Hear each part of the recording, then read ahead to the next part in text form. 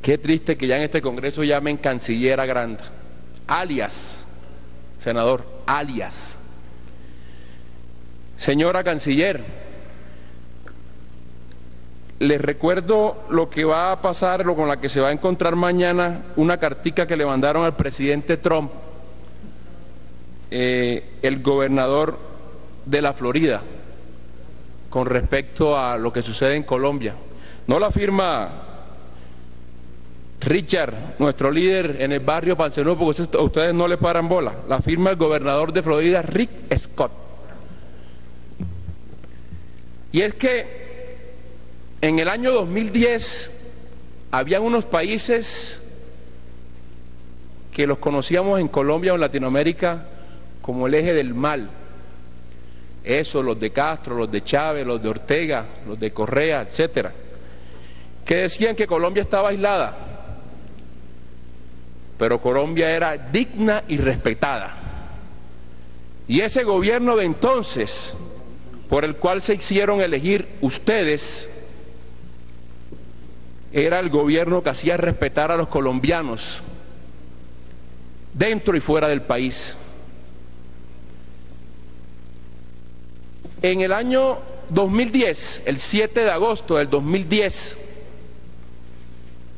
por fortuna, hasta las 2 de la tarde, Álvaro Uribe era el presidente de Colombia y prohibió de manera tajante, después de una invitación suya y del presidente Santos al señor Chávez, prohibió que mientras él fuera presidente aterrizara en Colombia. Lo felicito, presidente. Pero usted,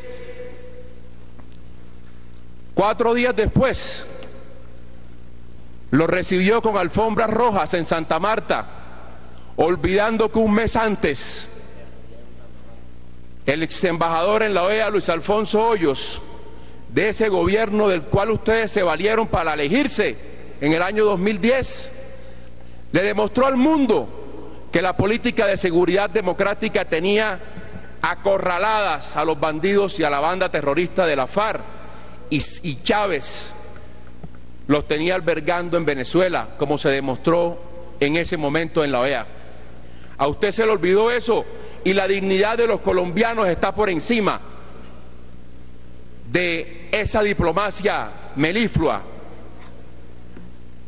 que para nosotros los colombianos, en palabras populares, no es más que una hipocresía del centrico del poder bogotano. Y claro que Andrés Felipe Arias ha sido perseguido por usted y por el gobierno de Juan Manuel Santos. Y basta recordar 3 episodios claves en este proceso.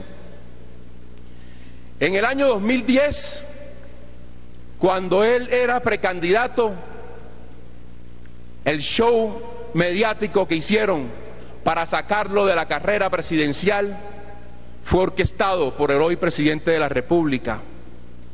Asimismo, como en esa consulta popular dieron la orden de votar por otra persona y no por el exministro Andrés Felipe Arias, que posteriormente esa otra persona sacó menos votos cuando estaba aspirando en primera vuelta. ¿Y por qué ha sido perseguido Andrés Felipe Arias? Y como decía, los 3 episodios claves en ese momento para sacarlo. Termine, senador. No, presidente, deme unos minuticos, por favor. El señor García Realpe habló 10 minutos, yo llevo 3 apenas. Bien pueda, senador, tranquilo.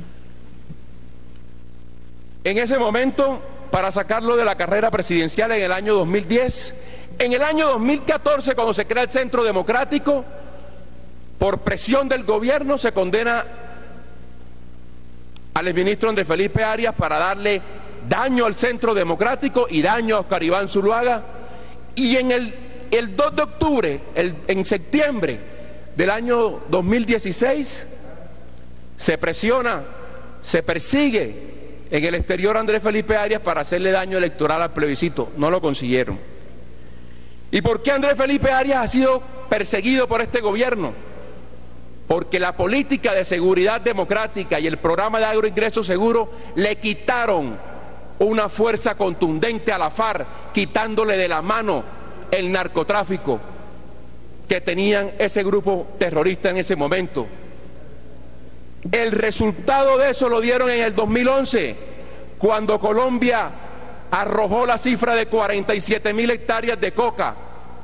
Por eso la venganza de la FARC, de querer como trofeo de guerra aquí en Colombia Andrés Felipe Arias.